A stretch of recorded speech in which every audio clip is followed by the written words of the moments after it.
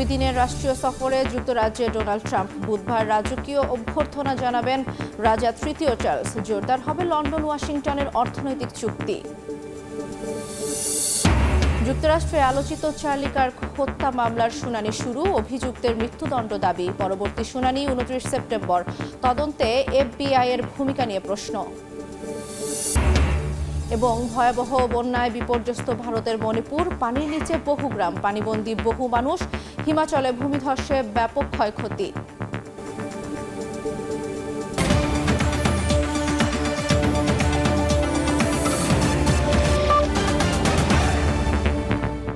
আন্তর্জাতিক সময়ের সঙ্গে আছি আমি জান্নাতুল দোলনা। গাজায় স্থল অভিযানের মাত্রা জোরদার করেছে ইসরায়েলি বাহিনী। যুদ্ধের লক্ষ্য অর্জন না হওয়া পর্যন্ত এই কার্যক্রম চলবে বলে ঘোষণা দিয়েছে IDF। প্রাণ বাঁচাতে পালিয়ে বেড়াচ্ছেন হাজার হাজার ফিলিস্তিনি। এর মধ্যে আন্তর্জাতিক চাপ সামলে টিকে থাকতে একটি সক্ষম ও স্বনির্ভর অস্ত্রশিল্প গড়ে তোলার ঘোষণা দিয়েছেন ইসরায়েলের প্রধানমন্ত্রী বিনিয়ামিন নেতানিয়াহু। গাজায় দখলদার বাহিনীর অব্যাহত হামলায় একদিনে নিহত হয়েছেন আরও 106 জন ফিলিস্তিনি। ইসরায়েলি নৃশংসতায় মৃত্যুপুরীতে পরিণত হয়েছে উপত্যকাটি, তবুও থামছে না দখলদারদের বর্বরতা। স্থানীয় সময় মঙ্গলবার গাজা জুড়ে ইসরায়েলি বাহিনীর তাণ্ডবে প্রাণ হারান শতাধিক ফিলিস্তিনি। এক বিবৃতিতে বিষয়টি নিশ্চিত করে উপত্যকাটির স্বাস্থ্য মন্ত্রণালয়। শুধু প্রাণে মেরেই ক্ষান্ত হচ্ছে না নেতানিয়াহু বাহিনী, জোরদার করা হয়েছে স্থল অভিযানও। ইসরায়েলি সেনাদের প্রকাশিত এক ভিডিওতে দেখা গেছে বিপুল সংখ্যক ট্যাঙ্ক ও সাঁজোয়া যান গাজা সিটির ভেতরে অগ্রসর হচ্ছে। এ বিষয়ে ইসরায়েলি সেনাবাহিনীর মুখপাত্র বলেন, গাজা সিটিতে আক্রমণাত্মক প্রচেষ্টাকে কেন্দ্রীভূত করা হচ্ছে, যা যুদ্ধের লক্ষ্য অর্জন না হওয়া পর্যন্ত পরিকল্পনা অনুযায়ী অব্যাহত থাকবে। প্রায় 2 বছর ধরে চলা যুদ্ধে গণহত্যার জন্য ইসরায়েলকে দায়ী করেছে জাতিসংঘের কমিশন অব ইনকোয়ারি। তবে বাস্তুচ্যুত ফিলিস্তিনিরা বলছেন এই স্বীকৃতি এসেছে অনেক দেরিতে। জাতিসংঘকে যত তাড়াতাড়ি সম্ভব আমাদের পাশে দাঁড়িয়ে যুদ্ধ বন্ধ করতে হবে। কোনো শর্ত ছাড়াই এই ন্যাক্কারজনক কর্মকাণ্ডের ইতি টানতে হবে। এদিকে আন্তর্জাতিক চাপ সামলেও টিকে থাকতে সক্ষম হবে এমন একটি স্বনির্ভর অস্ত্রশিল্প গড়ে তোলার ঘোষণা দিয়েছেন ইসরায়েলি প্রধানমন্ত্রী বিনিয়ামিন নেতানিয়াহু। মঙ্গলবারের দেয়া এক ভাষণে তিনি বলেন, করোনা মহামারী ও প্রায় 2 বছরের গাজা যুদ্ধ, দুটি বড় সংকটের মধ্যেও ইসরায়েলের অর্থনীতি দৃঢ়ভাবে দাঁড়িয়ে রয়েছে। এখন সেই শক্তিকে কাজে লাগানোর সময়। নেতানিয়াহু আরো বলেন, জাতিসংঘ সাধারণ পরিষদে ভাষণ দেওয়ার পর আগামী 2 সপ্তাহের মধ্যে প্রেসিডেন্ট ডোনাল্ড ট্রাম্পের আমন্ত্রণে ওয়াশিংটন ডিসিতে সফরে যাবেন তিনি। অন্যদিকে ইসরায়েলি জিম্মিদের মানব ঢাল বানালে ফিলিস্তিনের স্বাধীনতাকামী সংগঠন হামাস বড় বিপদে পড়বে বলে হুঁশিয়ারি দিয়েছেন মার্কিন প্রেসিডেন্ট ডোনাল্ড ট্রাম্প। মৌসুমী সাথী, সময় সংবাদ। ইয়েমেনের অন্যতম গুরুত্বপূর্ণ সমুদ্র বন্দর হোদেইদাতে ব্যাপক হামলা চালিয়েছে ইসরায়েল। স্থানীয় সময় মঙ্গলবার বন্দরটি লক্ষ্য করে একের পর এক বিমান হামলা চালানো হয়। হামলার কয়েক ঘন্টা আগে হোদেইদা থেকে বেসামরিক নাগরিকদের সরে যাওয়ার নির্দেশ দেয় ইসরায়েল। এরপর বিমান থেকে ক্ষেপণাস্ত্র ও বোমা ফেলা হয়। হামলার সত্যতা নিশ্চিত করে ইসরায়েলি প্রতিরক্ষা বাহিনী জানায়, হোদেইদা বন্দর থেকে ইরানি অস্ত্র পরিবহনের কাজে ব্যবহার করে আসছে হাউথি বিদ্রোহী। এসব অস্ত্র ইসরায়েলের বিরুদ্ধে ব্যবহার করা হয় বলেও দাবি তেল আবিবের। জবাবে ইসরায়েলি ভূখণ্ড লক্ষ্য করে হাইপারসনিক ক্ষেপণাস্ত্র হামলা চালিয়েছে ইয়েমেনের হাউথি যোদ্ধারা। তবে এতে কোনো ক্ষয়ক্ষতির খবর পাওয়া যায়নি। ইসরায়েলের বিরুদ্ধে গাজা যুদ্ধ বন্ধের আলোচনা নস্যাৎ করার চেষ্টার অভিযোগ করেছেন কাতারের আমির শেখ তামিম। দোহায় মুসলিম বিশ্বের নেতাদের জরুরি সম্মেলনে তিনি অভিযোগ করেন, গাজায় যুদ্ধ বন্ধ করতে আগ্রহী নয় ইসরায়েল। এদিকে ইসরায়েলকে অর্থনৈতিকভাবেও কোণঠাসা করার আহ্বান জানিয়েছেন তুরস্কের প্রেসিডেন্ট রিসেপ তাইপ এরদোয়ান। এছাড়া ইসরায়েলকে মোকাবেলায় মুসলিম বিশ্বের এক হওয়ার বিকল্প নেই বলে জানান ইরানের প্রেসিডেন্ট মাসুদ পেজশকিয়ান। কাতারের রাজধানী দোহায় অনুষ্ঠিত আরব লীগ ও ইসলামী সহযোগিতা সংস্থা ওআইসির যৌথ সম্মেলনে কাতারের আমির শেখ তামিম বলেন, তার দেশে হামাস নেতাদের পরিবার এবং তাদের প্রতিনিধি দলের বাসভবন লক্ষ্য করে হামলা চালিয়ে বিশ্বাসঘাতকতা করেছে ইসরায়েল। ইসরায়েল গাজায় যুদ্ধ বন্ধ করতে আগ্রহী নয় বলেও মনে করেন তিনি। ইসরায়েলের বিরুদ্ধে শান্তি আলোচনা ব্যর্থ করার চেষ্টার অভিযোগ করেন কাতারের আমির। সম্মেলনে তুরস্কের প্রেসিডেন্ট রিসেপ তাইয়েব এরদোয়ান বলেন, তারা এমন এক সন্ত্রাসী মানসিকতার দেশের সাথে মোকাবিলা করছেন যা বিশৃঙ্খলা ও রক্তপাতের উপর প্রতিষ্ঠিত। ইসরায়েল প্রকাশ্যে জাতিসংঘের সনদ লঙ্ঘন এবং নিয়মভিত্তিক আন্তর্জাতিক ব্যবস্থাকে চ্যালেঞ্জ করে টিকে আছে বলেও মন্তব্য করেন তিনি। এরদোয়ানের দাবি, ইসরায়েলের সম্প্রসারণবাদী স্বপ্ন ভেঙে দেওয়ার যথেষ্ট উপায় ও সামর্থ্য রয়েছে মুসলিম বিশ্বের। এর জন্য তেল আবিবকে অর্থনৈতিকভাবেও কোণঠাসা করতে সমমনাদের প্রতি আহ্বান জানান তিনি। মিশরের president Abdel Fattah al CC সতর্ক করে বলেন, ইসরায়েলের অনিয়ন্ত্রিত আচরণ সংঘাতকে আরও বাড়িয়ে তুলবে এবং ওই অঞ্চলকে অস্থিতিশীল করে তুলবে। ইরানের প্রেসিডেন্ট মাসুদ পেজেশকিয়ান বলেন, আগামীকাল যে কোনো আরব বা মুসলিম দেশকেও একইভাবে নিশানা করা হতে পারে। তিনি মনে করেন, এক হওয়া ছাড়া তাদের আর কোনো পথ নেই। ইহুদিবাদী শাসকরা পশ্চিমা সমর্থন নিয়ে হামলা চালিয়ে যাচ্ছে বলেও অভিযোগ করেন ইরানি প্রেসিডেন্ট। বলেন, এই আগ্রাসনকে যারা সমর্থন করছে তাদের অপরাধ ও ইতিহাসে লিপিবদ্ধ হবে। ইরাকের প্রধানমন্ত্রী মোহাম্মদ শিয়া আল সুদানি বলেন, ইসরায়েলি আগ্রাসন সব সীমা অতিক্রম করেছে এবং প্রতিটি মানবিক নীতি লঙ্ঘন করেছে। ইসরায়েলকে থামাতে ব্যর্থ হলে আরো অস্থিতিশীলতা তৈরি হবে। এজন্য ন্যাটোর মতো আরব অঞ্চলে নিরাপত্তা জোটের প্রস্তাব করেন তিনি। শেখ সাদি মারজান, সময় সংবাদ। 2020 সালে ইসরায়েলের সঙ্গে শান্তি চুক্তি করে সংযুক্ত আরব আমিরাত, বাহরাইন ও মরক্কো, লেবানন ও সিরিয়ার একই পথে হাঁটার গুঞ্জন শোনা গেলেও কোনো ইতিবাচক ফলাফল আসেনি। সৌদি আরবও সাফ জানিয়ে দিয়েছে, সম্পর্ক স্বাভাবিক করতে হলে ফিলিস্তিন রাষ্ট্র প্রতিষ্ঠা করতে হবে। কাতার সম্মেলনে ইসরায়েলের সঙ্গে মুসলিম বিশ্বের সম্পর্ক পুনর্বিবেচনার আহ্বান এই দেশগুলোকে চাপে ফেলবে বলে মনে করছেন বিশ্লেষকরা। 1979 সালে যুক্তরাষ্ট্রের মধ্যস্থতায় ইসরায়েলের সঙ্গে প্রথম শান্তি চুক্তি করে আরব দেশ মিশর।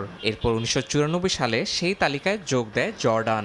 দীর্ঘ বিরতির পর 2020 সালে আব্রাহাম চুক্তির আওতায় যুক্ত হয় ইউএই, বাহরাইন ও মরক্কো। বিশ্লেষকদের মতে এসব স্বীকৃতির পেছনে যুক্তরাষ্ট্রের চাপ, ইরান বিরোধী কৌশল ও অর্থনৈতিক স্বার্থই মুখ্য ভূমিকা রেখেছে। আব্রাহাম চুক্তির মধ্য দিয়ে ইসরায়েলের সঙ্গে সম্পর্ক স্বাভাবিক করার নতুন অধ্যায় শুরু হয়। ডোনাল্ড ট্রাম্পের মেয়াদে মুসলিম দেশগুলো এতে সই করে। তবে ফিলিস্তিনিরা মনে করে, রাষ্ট্র প্রতিষ্ঠার প্রশ্ন এড়িয়ে এই চুক্তি ছিল আরব বিশ্বের বিশ্বাসঘাতকতা। লেবানন ও সিরিয়ার একই পথে হাঁটার গুঞ্জন শোনা গেলেও কোনো ইতিবাচক ফলাফল আসেনি। সম্প্রতি ইসরায়েলের সঙ্গে সৌদি আরবের সম্পর্ক স্বাভাবিকের গুঞ্জন শোনা গেলেও শর্ত পেশ করেছে রিয়াদ। আঞ্চলিক এই পরাশক্তি জানিয়েছে, ফিলিস্তিনি রাষ্ট্র প্রতিষ্ঠার রূপরেখা না থাকলে সম্পর্ক স্বাভাবিক হবে না। ওয়াশিংটন আশা করেছিল আব্রাহাম চুক্তি ছড়িয়ে পড়বে অন্যান্য আরব রাষ্ট্রেও। এরই মধ্যে আজারবাইজান সহ কিছু এশীয় দেশের সঙ্গে এ নিয়ে আলোচনা চলছে বলেও খবর এসেছে। এদিকে কাতারের রাজধানী দোহায় সোমবার বৈঠক করেন আরব ও মুসলিম দেশের শীর্ষ নেতারা। সম্মেলন শেষে যৌথ বিবৃতিতে ইসরায়েলের সঙ্গে সম্পর্ক পুনর্বিবেচনার আহ্বান জানানো হয়। বলা হয়, ফিলিস্তিনিদের উপর হামলা ঠেকাতে কূটনৈতিক ও অর্থনৈতিক পদক্ষেপ নিতে হবে এবং জাতিসংঘে ইসরায়েলের সদস্যপদ স্থগিতের প্রচেষ্টা চালাতে হবে। এমন অবস্থায় তেল আবিবের সঙ্গে আরব দেশগুলোর সম্পর্ক স্বাভাবিকের প্রক্রিয়া কঠিন হয়ে পড়বে বলে মনে করছেন বিশ্লেষকরা। ইয়াসিন মোহাম্মদ জিসান, সময় সংবাদ। 2 দিনের রাষ্ট্রীয় সফরে যুক্তরাজ্যে পৌঁছেছেন মার্কিন প্রেসিডেন্ট ডোনাল্ড ট্রাম্প ও ফার্স্ট লেডি মেলানিয়া ট্রাম্প। স্থানীয় সময় মঙ্গলবার রাতে যুক্তরাজ্যে মার্কিন রাষ্ট্রদূতের সরকারি বাসভবনে পৌঁছান। এর আগে লন্ডনের স্ট্যানস্টেড বিমানবন্দরে অবতরণ করেন তারা। এ সময় সাংবাদিকদের সঙ্গে সংক্ষিপ্ত আলাপে ট্রাম্প বলেন, যুক্তরাষ্ট্র ও ব্রিটেনের সম্পর্ক বর্তমানে চমৎকার পর্যায়ে রয়েছে। বুধবার উইন্ডসর ক্যাসেলে রাজকীয় আড়ম্বরের মধ্য দিয়ে তাদের আনুষ্ঠানিক অভ্যর্থনা জানাবেন রাজা তৃতীয় চার্লস। সফরের সময় নতুন বিনিয়োগ চুক্তি স্বাক্ষর ও 2 দেশের ঐতিহাসিক সম্পর্ক আরও জোরদার হবে বলে আশা প্রধানমন্ত্রী কিয়ার স্টারমারের। এর আগে ট্রাম্পের সফর ঘিরে বিক্ষোভ করেন আন্দোলনকারীরা। এ সময় স্লোগানে মার্কিন প্রেসিডেন্টকে বিদায়ের দাবি জানান আন্দোলনকারীরা।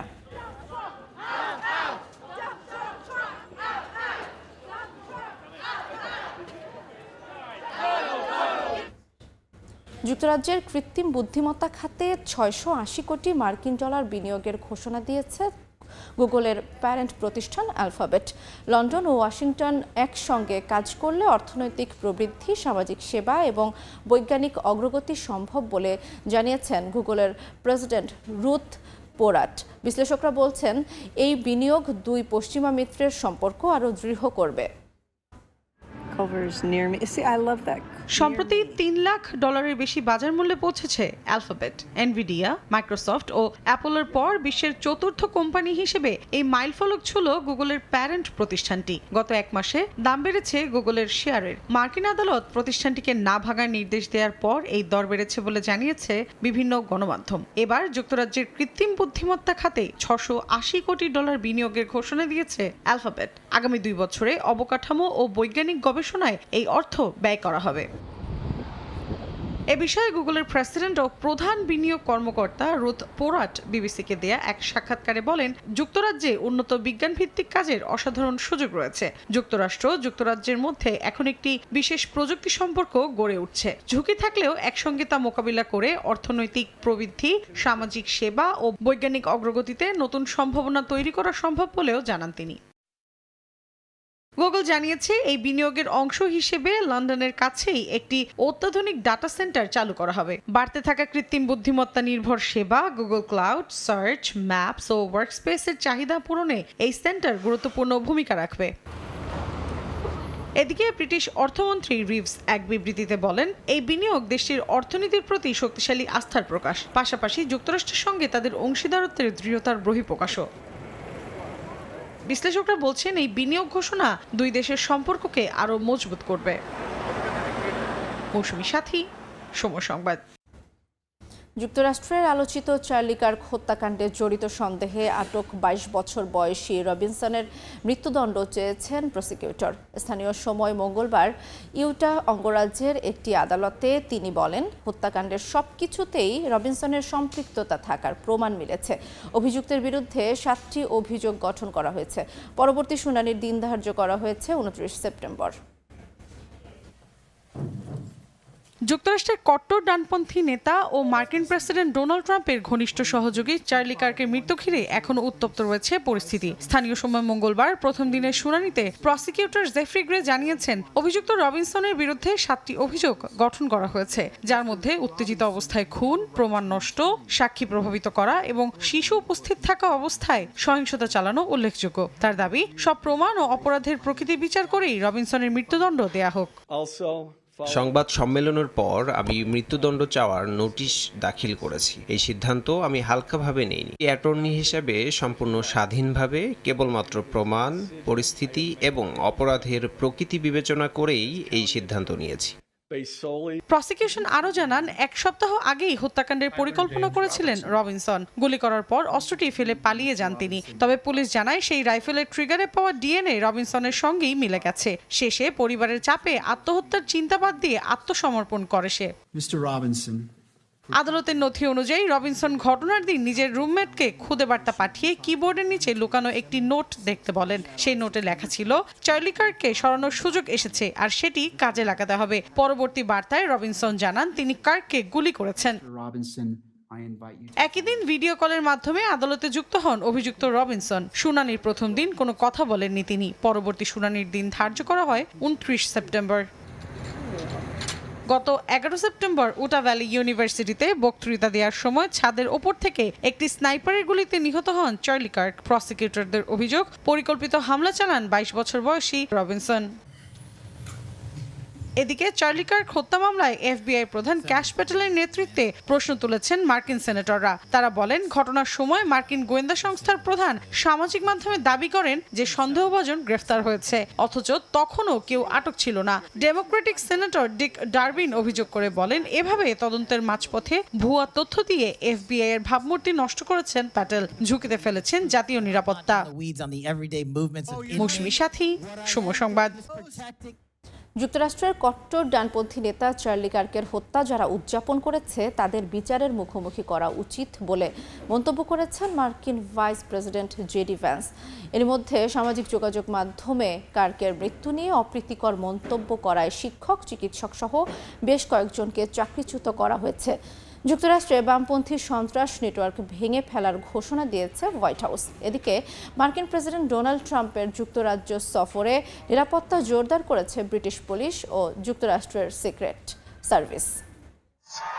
Senator J.D. Vance. যুক্তরাষ্ট্রের কট্টর ডানপন্থী নেতা ও মার্কিন প্রেসিডেন্ট ডোনাল্ড ট্রাম্পের ঘনিষ্ঠ সহযোগী চার্লি কার্ক নানা কারণে আলোচিত সমালোচিত। কার্ক তার পডকাস্টে প্রায়ই মধ্যপ্রাচ্যের নানা ইস্যু নিয়ে কথা বলতেন। ইসলাম, গাজা ইসরায়েল, জেফ্রি অ্যাপস্টিন ও সাম্প্রতিক ইরান ইসরায়েল সংঘাত ছিল আলোচনার মূল বিষয়। ডানপন্থী এই নেতা ফিলিস্তিনিদের ওপর ইসরায়েলের নিষ্ঠুরতার দায় চাপাতেন ফিলিস্তিনি স্বাধীনতাকামী সংগঠন হামাসের ওপর। এমন বিতর্কিত অবস্থানের পর সামাজিক যোগাযোগ মাধ্যমে তার মৃত্যুকে ঘিরে কিছু অপ্রীতিকর মন্তব্য করেন মার্কিন নাগরিকরা। চার্লি কার্কের মৃত্যুকে যারা উদযাপন করেছে তাদের বিচারের মুখোমুখি করা উচিত বলে মন্তব্য করেছেন মার্কিন ভাইস প্রেসিডেন্ট জেডি ভ্যান্স। চার্লির হত্যার পেছনে যে সংগঠিত বামপন্থী নেটওয়ার্ক রয়েছে সেটিকে শেকড় থেকে উপড়ে ফেলার আহ্বান জানিয়েছেন ভ্যান্স। তিনি আরও জানান, এনজিও নেটওয়ার্ক ব্যবহার করে যারা সহিংসতা উস্কে দিচ্ছে তাদেরকেও টার্গেট করা হবে। সামাজিক যোগাযোগ মাধ্যমে চার্লি কার্কের মৃত্যু নিয়ে অপ্রীতিকর পোস্ট করায় এখন পর্যন্ত কয়েকজন পাইলট, চিকিৎসক, পেশাজীবী, শিক্ষক এবং সেবা সংস্থার এক কর্মীর চাকরি স্থগিত বা বরখাস্ত করা হয়েছে। চাকরি থেকে বরখাস্তের ঘটনা বাক স্বাধীনতা ও কর্মচারীদের সুরক্ষাকে হুমকির মুখে ফেলেছে বলে মনে করছেন মার্কিন কর্মীরা। চার্লি কার্কের হত্যাকাণ্ডের পর মার্কিন প্রেসিডেন্ট ডোনাল্ড ট্রাম্পের যুক্তরাজ্য সফরের নিরাপত্তা ঘিরে শঙ্কা বেড়েছে। ব্রিটিশ পুলিশ বলছে সম্ভাব্য সব পরিস্থিতির জন্যই প্রস্তুত রয়েছে তারা। ট্রাম্প যেসব রুট ব্যবহার করবেন, যেসব স্থাপনায় যাবেন, যেখানে থাকবেন, সবকিছুই খতিয়ে দেখা হবে। আশেপাশের ভবন সহ সবকিছুই পর্যালোচনায় থাকবে। প্রেসিডেন্ট, তার স্ত্রী, রাজা, রানী, প্রিন্স ও প্রিন্সেস অফ ওয়েলস সহ সবার নিরাপত্তা নিশ্চিত করাই আমাদের মূল লক্ষ্য হবে। মঙ্গলবার দ্বিতীয় দফায় রাষ্ট্রীয় সফরে লন্ডনে যাচ্ছেন প্রেসিডেন্ট ট্রাম্প। বুধবার উইন্ডসর ক্যাসেলে তাকে দেয়া হবে রাজকীয় আনুষ্ঠানিক অভ্যর্থনা।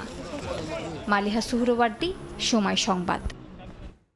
মিয়ানমারের বিদ্রোহী গোষ্ঠীগুলোর দখলকৃত অঞ্চলে ভোট আয়োজন সম্ভব নয় বলে জানিয়েছে সামরিক জান্তা। সম্প্রতি রাষ্ট্রীয় গণমাধ্যমে প্রকাশিত নির্বাচন কমিশনের বিজ্ঞপ্তিতে জানানো হয়, বেশিরভাগ অঞ্চলই বিদ্রোহীদের নিয়ন্ত্রণে, যেখানে সেনাদের প্রভাব নেই বললেই চলে। এরই মধ্যে সেনা আয়োজিত আসন্ন নির্বাচনে কোনো দল অংশ নিলে কঠোর শাস্তি পেতে হবে বলে হুঁশিয়ারি দিয়েছেন মিয়ানমারের বিরোধী দল ন্যাশনাল লীগ ফর ডেমোক্রেসি। 2021 সালে মিয়ানমারের অভ্যুত্থানের পর জান্তা বাহিনীর দমনপীড়নের শিকার হন দেশটির হাজারো মানুষ। আটক করা হয় 10,000-এর বেশি। সহিংসতার জেরে গৃহহীন হন লাখ লাখ বাসিন্দা। এমন প্রেক্ষাপটে আসন্ন নির্বাচনী রোডম্যাপ শুধু কর্তৃত্ববাদ স্থায়ী করার পথ বলে অভিযোগ করেছে আন্তর্জাতিক শ্রমিক সংগঠনগুলো। সম্প্রতি এক বিবৃতিতে তারা জানায়, আসন্ন নির্বাচন সামরিক শাসন টিকিয়ে রাখার কৌশল। সম্প্রতি জান্তা সেনারা তাদের প্রশাসনিক সংস্থার নাম পরিবর্তন করে state security and piece commission রাখলেও আন্তর্জাতিক দায় এড়ানো যাবে না বলেও সতর্ক করা হয়। এরই মধ্যে চলতি সপ্তাহে দেয়া এক বিবৃতিতে মিয়ানমারের ন্যাশনাল লীগ ফর ডেমোক্রেসি বা এনএলডি জানায়, আসন্ন নির্বাচনে প্রার্থী হওয়া তো দূরের কথা, যে কোনো ধরনের অংশগ্রহণকেও দলীয় শৃঙ্খলা লঙ্ঘন হিসেবে গণ্য করা হবে। শাস্তির আওতায় আনা হবে সংশ্লিষ্ট সবাইকে। এনএলডির অভিযোগ, সীমিত অঞ্চলে ভোট আয়োজনের চেষ্টা আসলে সামরিক শাসনকে বৈধতা দেওয়ার প্রহসন। গণতান্ত্রিক বৈধতা বজায় রাখতে দলটি 2020 সালের ভোটকেই একমাত্র গ্রহণযোগ্য নির্বাচন হিসেবে পুনরায় ঘোষণা করেছে। এদিকে চলমান গৃহযুদ্ধ আর বিদ্রোহী গোষ্ঠীগুলোর দখলকৃত অঞ্চলে ভোট আয়োজন অসম্ভব বলে জানিয়েছে সামরিক জান্তা। সম্প্রতি রাষ্ট্রীয় গণমাধ্যমে প্রকাশিত নির্বাচন কমিশনের বিজ্ঞপ্তিতে বলা হয়, নিম্নকক্ষের 56 এবং উচ্চকক্ষের 9 আসনে ভোট হবে না। কমিশনের ভাষায়, এলাকাগুলো সুষ্ঠু নির্বাচন আয়োজনের উপযোগী নয়। অঞ্চলগুলোর বেশিরভাগই বিদ্রোহীদের নিয়ন্ত্রণে, যেখানে সেনাদের প্রভাব প্রায় নেই বলেই জানা গেছে। নেপাল, বাংলাদেশ এবং শ্রীলঙ্কায় জেনজির বিক্ষোভের মুখে সরকার পতনের পর নড়ে চড়ে বসেছে ভারত সরকার। ভবিষ্যতে স্বার্থান্বেষী গোষ্ঠীর গণ আন্দোলন ঠেকাতে উদ্যোগ নিয়েছে দেশটি। 1974 সালের পর থেকে ভারতের সব আন্দোলনের ইতিহাস, কারণ ও আর্থিক দিক বিশ্লেষণ করে প্রতিবেদন তৈরির নির্দেশ দিয়েছেন কেন্দ্রীয় স্বরাষ্ট্রমন্ত্রী অমিত শাহ। সমালোচকরা বলছেন, দক্ষিণ এশিয়ার 3 দেশে তরুণদের বিক্ষোভে ক্ষমতা থেকে হটেছে সরকার। সেই আতঙ্কেই এমন উদ্যোগ নিয়েছে বিজেপি সরকার। শ্রীলঙ্কা, বাংলাদেশ আর নেপালে তরুণ প্রজন্মের গণবিক্ষোভে ক্ষমতা ছাড়তে বাধ্য হয়েছে সরকার। এমত অবস্থায় নড়েচড়ে বসেছে ভারত সরকারও। প্রতিবেশী দেশগুলোর এই অস্থিরতায় আগেভাগে সচেতন হওয়ার লক্ষ্যে নতুন উদ্যোগ নিয়েছে বিজেপি সরকার। গণবিক্ষোভ ঠেকাতে কেন্দ্রীয় স্বরাষ্ট্রমন্ত্রী অমিত শাহ এক বিশেষ নির্দেশনা দিয়েছেন। গত জুলাইয়ে দিল্লিতে গোয়েন্দা সংস্থা নিরাপত্তা কনফারেন্সে তিনি বলেন, 1974 সালের পর দেশে যত বড় আন্দোলন হয়েছে তার কারণ, অর্থায়ন আর ফলাফল খুঁজে দেখতে হবে। দায়িত্ব দেওয়া হয় পুলিশের গবেষণা ও উন্নয়ন ব্যুরো BPRND-কে। এরই মধ্যে একটি বিশেষ টিম গঠন করা হচ্ছে বলে জানিয়েছে দেশটির প্রশাসন। তারা রাজ্য পুলিশের CID রিপোর্ট আর পুরানো মামলার নথি ঘেঁটে আন্দোলনের কারণ বের করার নির্দেশ দিয়েছে। কারা আন্দোলনের পেছনে ছিল, অর্থ কোথা থেকে এসেছে, সেই তথ্য দিয়েই তৈরি হবে ভবিষ্যতের স্ট্যান্ডার্ড অপারেটিং প্রসিডিওর বা একটি মানসম্মত সুষ্ঠু প্রক্রিয়া। প্রতিটি আন্দোলনের অর্থের উৎস খুঁজতে বিভিন্ন সরকারি আর্থিক তদন্ত সংস্থাকে প্রতিবেদন দিতে বলা হয়েছে। পাশাপাশি ধর্মীয় সমাবেশে ভিড় নিয়ন্ত্রণ, পদদলন ঠেকানো এবং পাঞ্জাবে খালিস্তানি উগ্রবাদ দমনে নতুন কৌশল নেওয়ার নির্দেশনা দিয়েছেন অমিত শাহ। এসব কাজে কেন্দ্রীয় সীমান্তরক্ষী বাহিনী BSF এবং NCB-কে মাঠে নামানো হবে বলে জানান তিনি। ভারতের ঊর্ধ্বতন কর্মকর্তারা জানান, পাঞ্জাব নিয়ে তৈরি হবে আলাদা অভিজ্ঞ টিম। এমনকি যারা জেল থেকে নেটওয়ার্ক চালায় তাদেরকে অন্য জেলে পাঠানোর উদ্যোগও নেবে জাতীয় তদন্ত সংস্থা। ইয়াসমিন অনন্যা, সময় সংবাদ। আন্তর্জাতিক সময়ে আরও থাকছে। আবারও দক্ষিণ চীন সাগরে উত্তেজনা। চীনের বিরুদ্ধে ফিলিপিন্সের জাহাজে জলকামান নিক্ষেপের অভিযোগ, আহত এক। আক্রমণাত্মক পদক্ষেপ বলছে ম্যানিলা।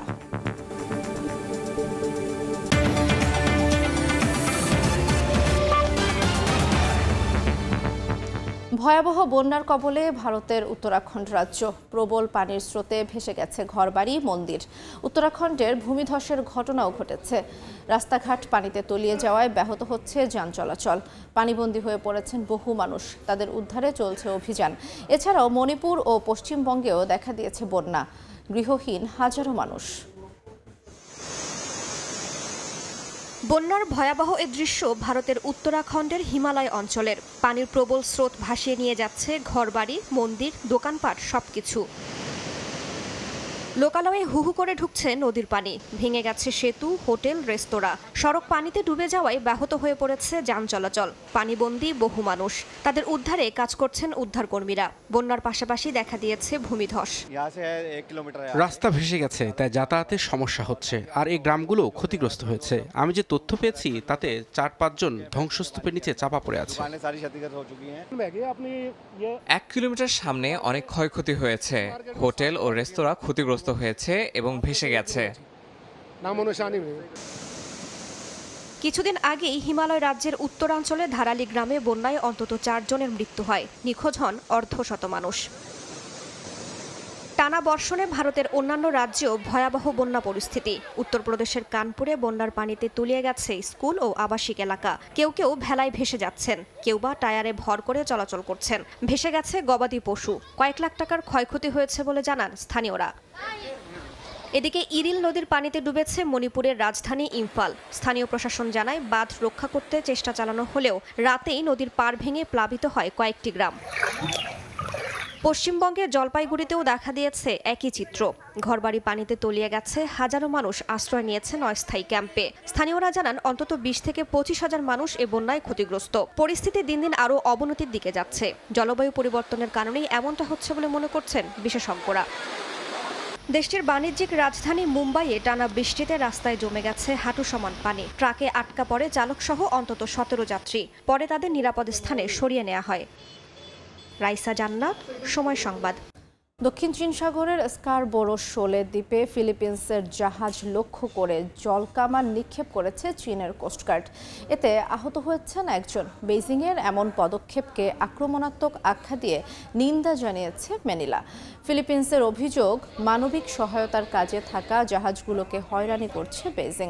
মাত্র 1 সপ্তাহ আগে স্কারবোরো শোলকে জাতীয় প্রাকৃতিক সংরক্ষণ এলাকা হিসেবে ঘোষণার পরিকল্পনা অনুমোদন দেয় চীন। পরিবেশ সুরক্ষার নামে ঘোষিত এই উদ্যোগকে ভূখণ্ড দখলের অজুহাত হিসেবে আখ্যা দিয়েছে ফিলিপিন্স।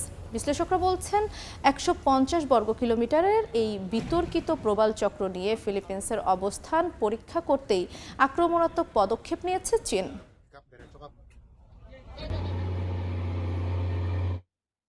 চীনের সম্ভাব্য আক্রমণ সহ যে কোনো বড় সংকট মোকাবেলার প্রস্তুতি নিতে নতুন সিভিল ডিফেন্স হ্যান্ডবুক প্রকাশ করেছে তাইওয়ান। দ্বীপটির প্রতিরক্ষা মন্ত্রণালয় বলছে, আতঙ্ক নয় বরং আগে ভাগে সচেতনতা তৈরি করতেই এই পদক্ষেপ নেওয়া হয়েছে।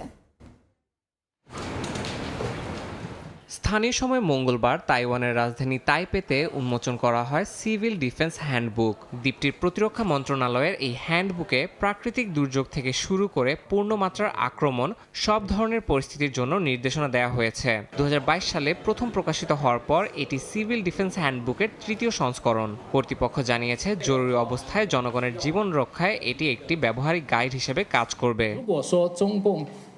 সংকট এলে কি করতে হবে তা আগে থেকেই জানা জরুরি। যত তাড়াতাড়ি প্রস্তুতি নেওয়া যায় তত তাড়াতাড়ি নিরাপদ থাকা সম্ভব। চীনা সেনারা যদি বল প্রয়োগ করে তাইওয়ান আক্রমণ করে, তখন দূরত্ব, পরিবেশ ও পটভূমির কারণে সাধারণ মানুষের পক্ষে আমাদের সেনাদের সঙ্গে তাদের পার্থক্য করা কঠিন হবে। এমনকি তাইওয়ানিজদের বিভ্রান্ত করতে তারা আমাদের ইউনিফর্মও পরে আসতে পারে।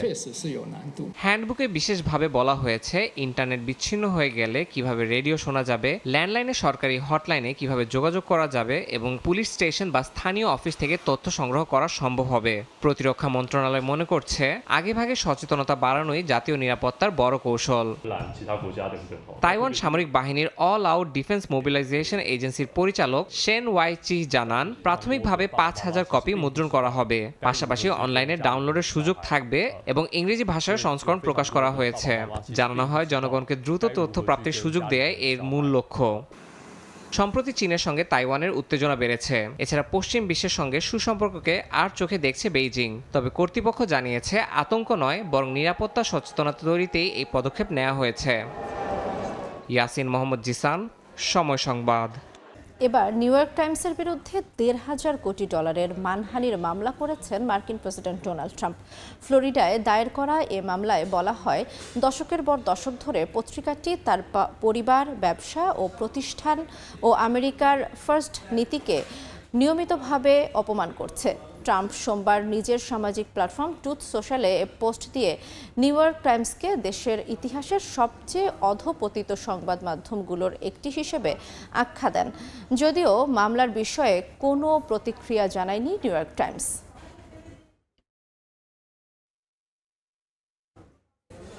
আন্তর্জাতিক সময় আরও থাকছে।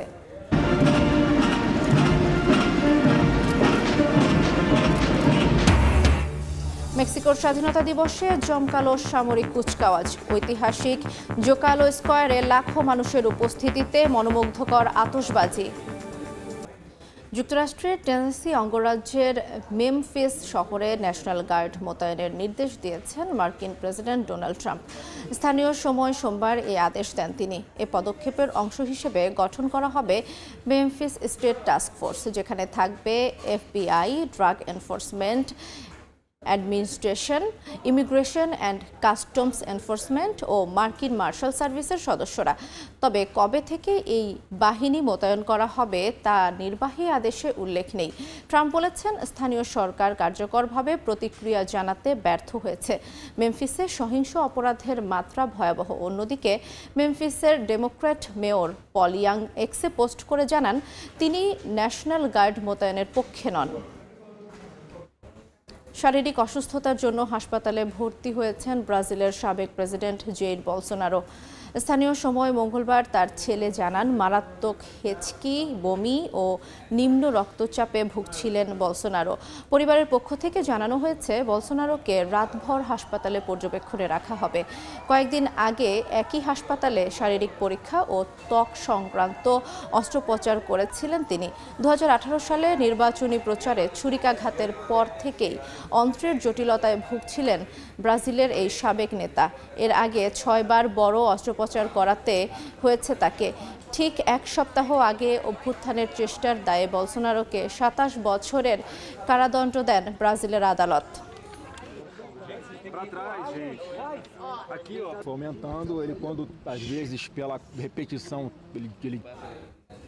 আনুষ্ঠানিকভাবে সকল ব্যবহারীদের জন্য iOS 26 অপারেটিং সিস্টেম উন্মুক্ত করেছে মার্কিন টেক জায়ান্ট অ্যাপল। স্থানীয় সময় সোমবার প্রকাশিত অপারেটিং সিস্টেমের নতুন সংস্করণটিকে অ্যাপেলের সবচেয়ে বড় সফটওয়্যার আপডেটগুলোর একটি বলা হচ্ছে। নতুন এই অপারেটিং সিস্টেমকে যোগ হয়েছে আধুনিক লিকুইড গ্লাস ডিজাইন, ফোন অ্যাপে এসেছে নতুন কল স্ক্রিনিং ও হোল্ড অ্যাসিস্ট ফিচার, মেসেজিং সেবায় যুক্ত হয়েছে গ্রুপ পোল, কাস্টম ব্যাকগ্রাউন্ড এবং আরও উন্নত ফিল্টারিং ব্যবস্থা। পাশাপাশি রয়েছে অ্যাডাপটিভ পাওয়ার মোড, যা ব্যাটারির স্থায়িত্ব বাড়াতে সহায়তা করবে। এছাড়া রয়েছে লাইভ ট্রান্সলেশন ব্যবস্থা। তবে অ্যাপল ইন্টেলিজেন্স ফিচারগুলো কেবল সর্বশেষ মডেলের আইফোনগুলোতেই পাওয়া যাবে।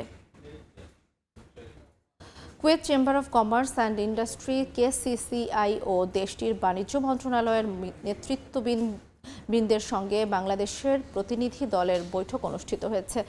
নতুন এ উদ্যোগে দ্বিপাক্ষিক বাণিজ্য আরও বিস্তৃত হওয়ার সম্ভাবনা তৈরি হয়েছে। কুয়েত থেকে মঈন সুমনের রিপোর্টে বিস্তারিত। 2016 সালে Kuwait chamber of commerce and industry ও বাংলাদেশের শীর্ষ ব্যবসায়ী সংগঠন FBCCI এর মধ্যে সহযোগিতা প্রোটোকল সই হলেও তেমন কার্যক্রম চোখে পড়েনি। এবার বাংলাদেশ দূতাবাস কুয়েতের সহযোগিতায় KCCI এর আমন্ত্রণে উচ্চ পর্যায়ের প্রতিনিধি দল সফরে যায়। মঙ্গলবার সকালে কুয়েত সিটির KCCI ভবনে বৈঠক হয় দুই দেশের শীর্ষ ব্যবসায়ী প্রতিনিধিদের। আমরা এখানে কুয়েতের business council plus Kuwaiti businessman তাদের সাথে আজকে পার্টিসিপেট করেছি এবং তাদের প্রস্তাবনা শুনেছি। এনভায়রনমেন্ট দেখবো এবং তাদের সাথে আমরা যোগাযোগ করে নতুন করে আমরাও ইনভেস্ট করার ইন্টারেস্টেড আছে এবং আমরা ওনাদের সাথে সহযোগিতা করব।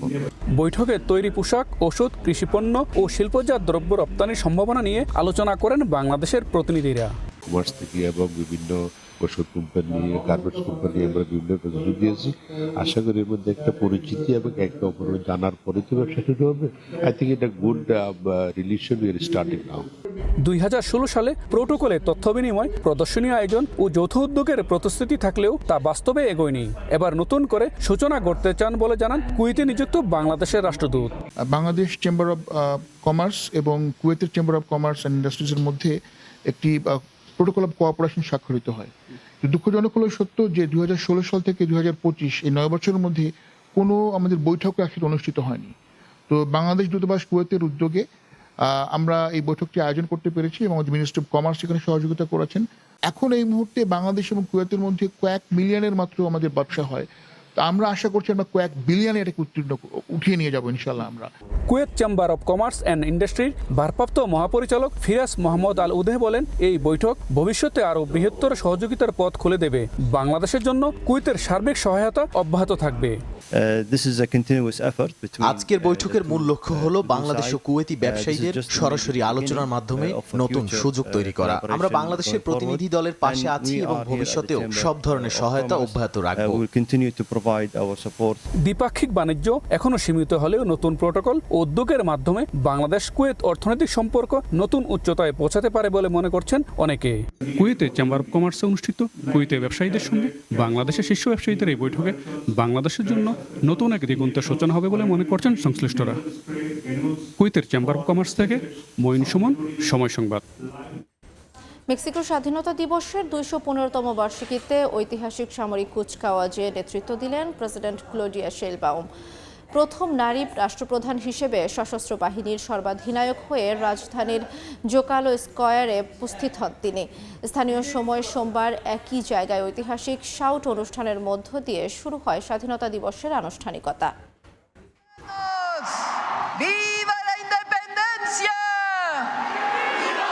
স্থানীয় সময় সোমবার রাতে মেক্সিকো সিটির জোকালো স্কয়ারে ভিড় জমায় হাজারো মানুষ। জাতীয় প্রাসাদের বারান্দায় উঠে ঐতিহাসিক শাউট দেন প্রেসিডেন্ট ক্লডিয়া শেইনবাউম। ঘণ্টা বাজিয়ে এবং মেক্সিকোর পতাকা উড়িয়ে স্বাধীনতা দিবসের সূচনা ঘোষণা করেন তিনি। মঙ্গলবার সকাল থেকেই শুরু হয় মেক্সিকোর স্বাধীনতা দিবসের 215 বছর পূর্তি জাঁকজমকপূর্ণ আয়োজন। জাতীয় পতাকা উত্তোলনের মধ্য দিয়ে শুরু হয় কুচকাওয়াজ। ট্যাঙ্ক, সাজোয়া যান, সৈন্যবাহিনী আর যুদ্ধাস্ত্রে সজ্জিত ট্রাক একে একে অতিক্রম করে প্রধান সড়ক। একই সঙ্গে আকাশে উড়তে থাকে সামরিক হেলিকপ্টার ও যুদ্ধবিমান। লাল, সাদা ও সবুজ ধোঁয়ার প্রদর্শনীতে উজ্জ্বল হয়ে ওঠে রাজধানীর আকাশ। কুচকাওয়াজে অংশ নেয় সামরিক কলেজের ক্যাডেট, সেনাবাহিনী, নৌবাহিনী, ন্যাশনাল গার্ড সহ বিভিন্ন বাহিনী। এদিন দেশটির ইতিহাসে প্রথমবারের মতো সামরিক প্যারেডে নেতৃত্ব দেন মেক্সিকোর প্রথম নারী প্রেসিডেন্ট ক্লডিয়া শেইনবাম। সামরিক বাহিনীর সর্বাধিনায়ক হয়ে তিনি কর্মকর্তাদের সঙ্গে সাজোয়া গাড়িতে স্কয়ারে প্রবেশ করেন। এ সময় যে কোনো মূল্যে দেশের স্বাধীনতা ও সার্বভৌমত্ব বজায় রাখার প্রতিশ্রুতি দেন তিনি। আমরা কখনো ভুলব না যে স্বাধীনতা ও ন্যায় শুধু উত্তরাধিকার সূত্রে পেলেই হয় না, একে প্রতিনিয়ত রক্ষা করতে হয়। এই গৌরবের দিন আমাদের স্মরণ করিয়ে দেয় যে মেক্সিকো শক্তিশালী কারণ তার জনগণ শক্তিশালী। মেক্সিকো স্বাধীন কারণ তার জনগণ মাথা নত করে না। মেক্সিকো দীর্ঘজীবী হোক। 17 সেপ্টেম্বর 1810 সালে যাজক মিগুয়েল হিদালগোর আহ্বানে শুরু হয়েছিল মেক্সিকোর স্বাধীনতার লড়াই। স্পেনের ঔপনিবেশিক শাসনের বিরুদ্ধে সেই মুক্তি সংগ্রামের ইতিহাসকেই কুচকাওয়াজের মাধ্যমে স্মরণ করল মেক্সিকো। সাদিয়া তাসনিম, সময় সংবাদ। যুক্তরাজ্যের দক্ষিণ পশ্চিমাঞ্চলীয় শহর বাথে শুরু হয়েছে জেন অস্টেন ফেস্টিভ্যাল। বিখ্যাত সাহিত্যিক জেন অস্টেনের 250তম জন্মবার্ষিকী উপলক্ষে এ আয়োজন করা হয়।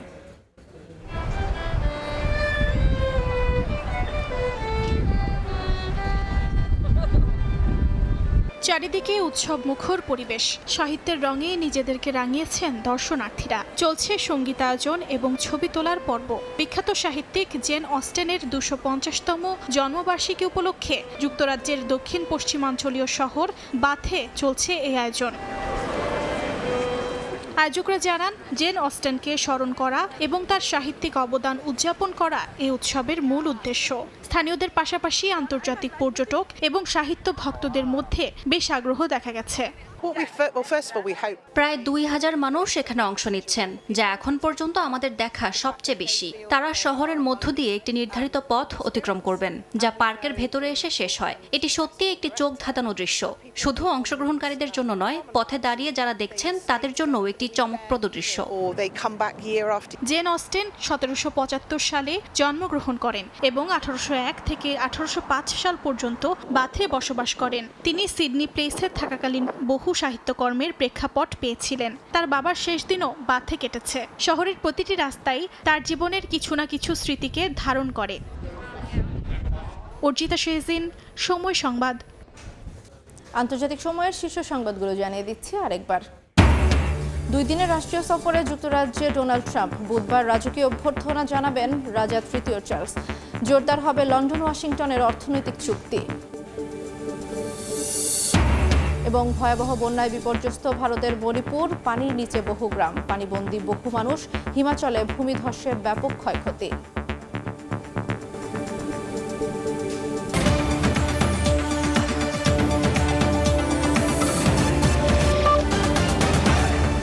এই ছিল আন্তর্জাতিক সময় সংবাদের সঙ্গে থাকবেন রাইসা জান্নাত। ধন্যবাদ দোলনা। সময় সংবাদ নিয়ে ফিরছি কিছুক্ষণ পরেই, সঙ্গেই থাকুন সময়ের।